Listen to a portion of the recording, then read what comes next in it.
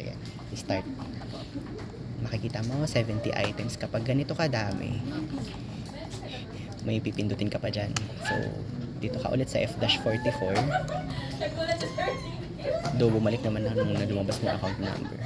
Tapos, account. Tapos, spacebar mo na lang to. Kasi may lalabas naman dyan. Basta 1001 lang lagi. Ang date niyan, ang i-reconcile natin ito. 73 million. September 30. September 30. September 30. Tapos, document number. Tapos, process open items. Tapos, target mo lang 28 lang dapat. 28 counts. Okay. So, dyan lang muna. Control C. Control V. Tapos, process open items ka. Check mo. Then, mountain. Choose open items. Document number. Tapos, process open items ulit. So, para masingit mo yung kasunod, 28 ulit. Control C. Control V. So, 28 ulit. Then, process open items ulit. Check. Tapos, mountain. Tapos, choose open items. Tapos, document number. Tapos, process open items ulit. Etong natira. Kunin mo na. Tapos, process open items na. Check. Tingnan mo kung balance ito sa bank statement.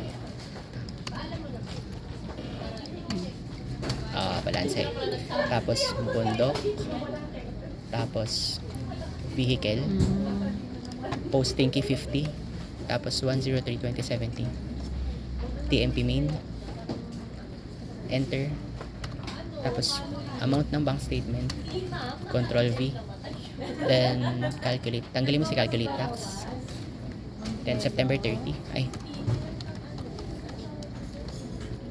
Then, vehicle. Palitan mo lang to. September 30, 2024. Control C. Tapos, simulate.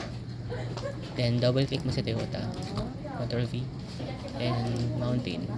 So, check, double check mo. Dapat walang city clearance. And post. Then, double click. And highlight. Control C. This one. Control V. Yung kay ano? So, ayan. So, thank you po. Send ko na lang sa'yo yan sa Viber.